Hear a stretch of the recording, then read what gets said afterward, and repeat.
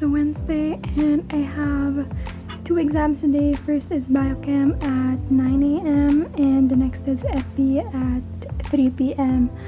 And I have to log in by 8 a.m. so I'm awake now. It is currently 6:16 a.m. and hindi ko pa rin change yung background ko. So I'll just change that after. And I already made breakfast. I made the easiest breakfast I can. I just made eggs with rice and naglagay lang ako ng konting ketchup sa side.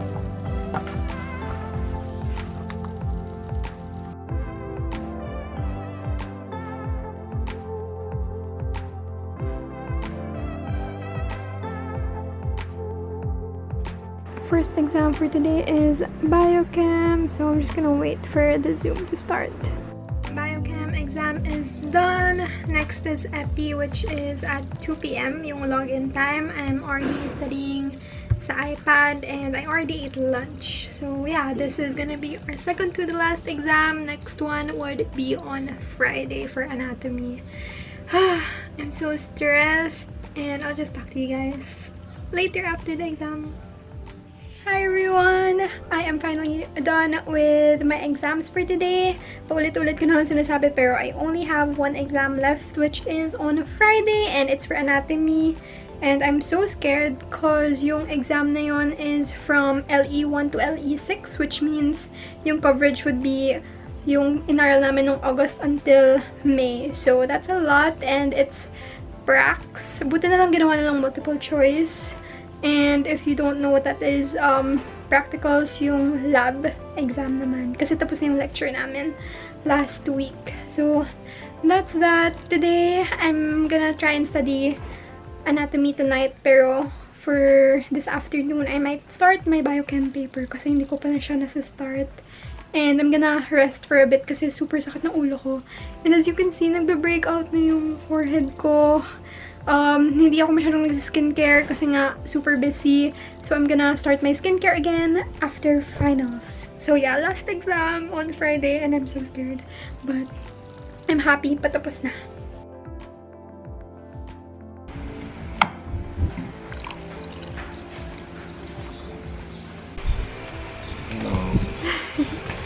So we bought corn dogs.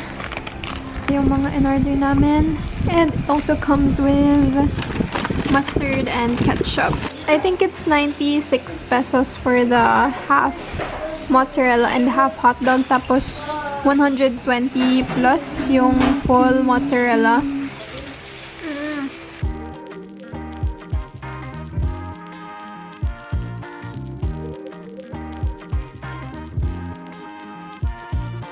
I forgot what my last clip that I filmed was, but I'm currently working on my biochem paper and also I'm just reading my book just so that I know what to put on my paper, and I'm listening to music. I hope to do at least half of it and finish it after my anatomy exam on Friday kasi this is due Friday afternoon, so after my exam.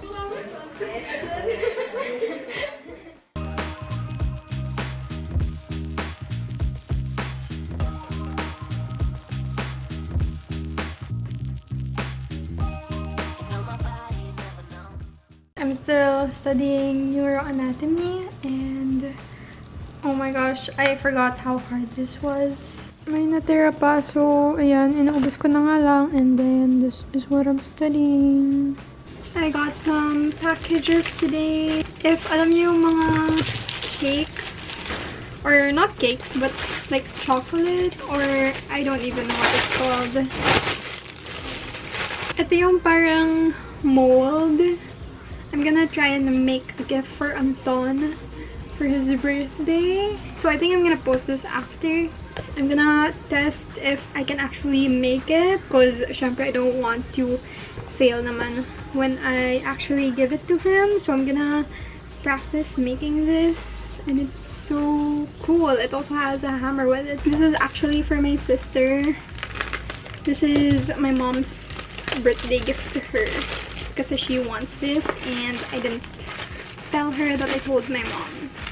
Open na natin kasi I'm just gonna put it in a paper bag na lang. Parang ang hilig namin sa DIY lately. Like kami ng sisters ko. We ordered this one. It has everything you need. May ganyan pa siya. May mga other accessories pa siya. So that you can build it, and then a lot of colors. I hate studying in my room because it's so hot, but yeah, back to studying now.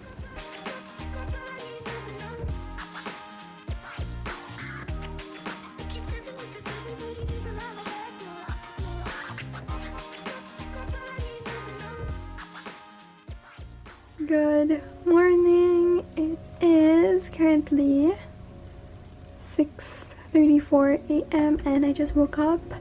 I have an exam later, which is my last exam, which means today is my last day. I'm so excited, but I'm so nervous for the exam. And after the exam, I need to finish my biochem paper because I'm almost done.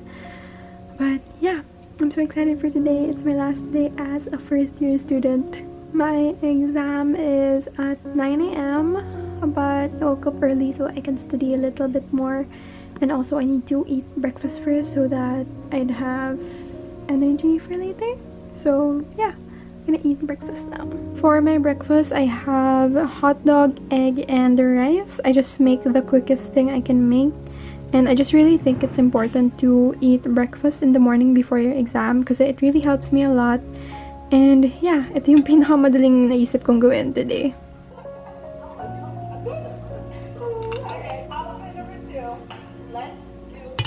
I have 30 minutes left before my exam and I don't know how to feel. I'm of course scared because I don't know how it's gonna be. It might be hard, pero I think I studied enough, hopefully.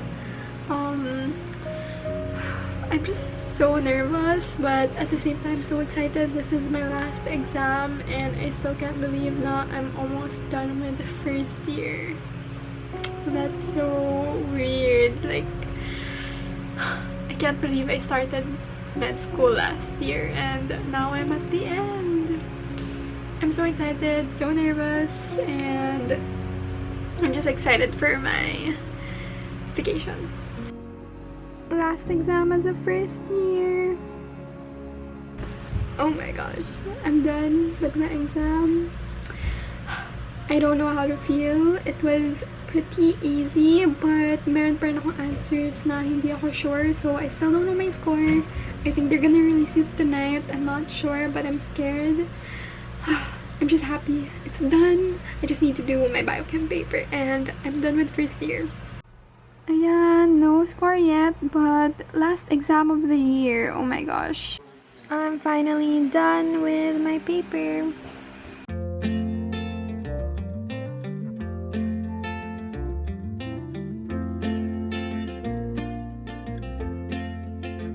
I'm telling you stuff and I got another package, so let's open this up. I think it's a bag from Shopee.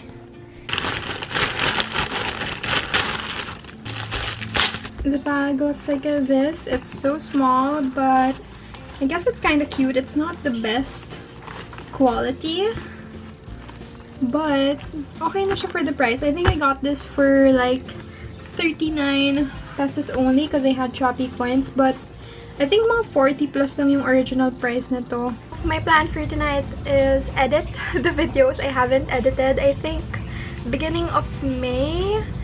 Hindi ko na na-edit yung mga vlogs ko, but I've been vlogging most days of May kasi nga I just wanted to document my last week or last month of med school. So ayun, I'm gonna edit those videos and then post it probably next week. And then I'm also gonna watch Grey's Anatomy today. I'm so sad because one of the characters are gonna leave. And I don't know, makikita nyo naman yung spoilers sa Facebook. Pero ayan, and then also I'm gonna watch Younger tonight. And also I might binge watch MasterChef season 10. And I'm thinking if I should watch, I don't know, either Dot's Hospital Playlist or Law School. Kasi parang yun yung medyo interested ako. But I don't know. My sister said I should watch Penthouse. There's so much to watch. I'm so excited. I just realized that it was a Friday today and Anton reminded me na meron pala akong post today. And ito yung post na super tagal ko nang pinost pero naka-private lang siya. Ngayon ko lang siya pinublic kasi nga Friday today, it's my upload day and I don't want to miss an upload every week. So yun nga, I post once a week and parati ako nag-edit in advance, kaya kapag nakikita niyo yung vlogs ko, super luma na nung videos ko kasi nga, pinaplan ko talaga siya ahead para in case na super busy, which I usually am, meron pa rin akong pinopost kasi nga ayoko mag-skip ng upload date. So, usually, meron akong mga 3 to 4 backups. Tapos, kapag exam week, finals week, may pinopost pa din ako, pero super tagal ko nang in-edit, ganun. I'm watching this video, and this was actually the makeup na ginawa ko dun sa Shopee lookbook ko, which was filmed January pa ata. So, 4 months ago pa tong video na to. 4 months ago ko pa to in-edit. And, ayan, ngayon ko lang siya in-upload, and it's already May 21. So, yeah, to be honest, sometimes I feel like I don't want to post my videos anymore. Kasi, I don't know, feeling ko nasasayang ang efforts ko and I know the numbers don't matter, but I don't know, sometimes I just feel down about it. And yung plan ko sana, if I stop posting on YouTube, I'll still film, I'll still edit, but I'm gonna keep it in a separate hard drive so that kapag tapos na yung med journey ko, I'll just look back and see my progress. I don't know, it's fun to watch and look back at, but yun nga, I just don't know if people are interested, so I don't know if I'm gonna keep posting on YouTube. There's just so much times na I wanted to stop vlogging, but then, I don't know, I still enjoy it, kaya nagpo-post pa din ako, pero yun nga, I don't know. Let me know your thoughts, and yeah, I'm just gonna, again, just edit more videos and then watch YouTube while I edit and all that stuff. I'm just so excited. I'm so happy na tapos na yung first year. Makahinga na ako. I washed my face. I used the Face Republic Gold Mineral Cleanser. I think that's what it's called. And I like it so far. Actually, paubos na ngayon eh. And gusto ko rin yung sa Caris na jelly cleanser. But I forgot to show you. This is the mask I'm gonna be using. This is my first time using this. I think this was just given to me. So, ito yung Mali Aloe Ultra Hydrating Essence Mask. I think this is a Korean brand, by the way. I cannot see without my glasses.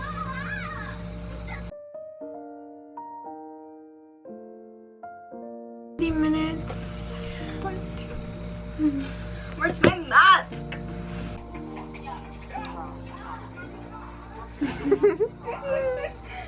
Under.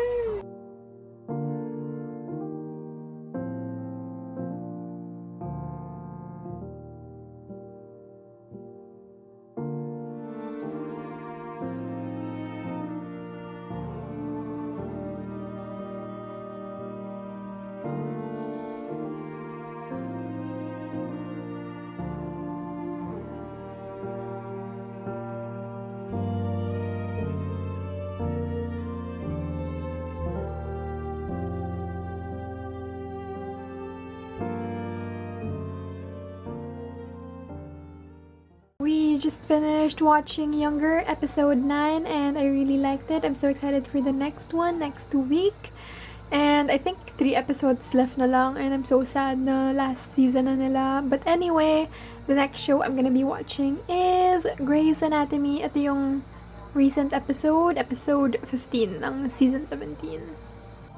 It is already 12:16 a.m. and I have nothing else planned tonight except maybe watch some YouTube before I go to bed. So I guess I'm gonna end my vlog here. I just wanted to vlog my day because it's my last day as a first year medical student. And I'm just so happy. I'll be making more vlogs about my vacation and maybe more Shopee hauls, beauty videos, and all that. And then sa August na ulit yung med school vlogs. But by the time you're watching this, I think Etong May vlog na to, baka June ko pa ma-post or July, I don't know, we'll see. And yeah, I just hope you enjoy. Bye! Good night!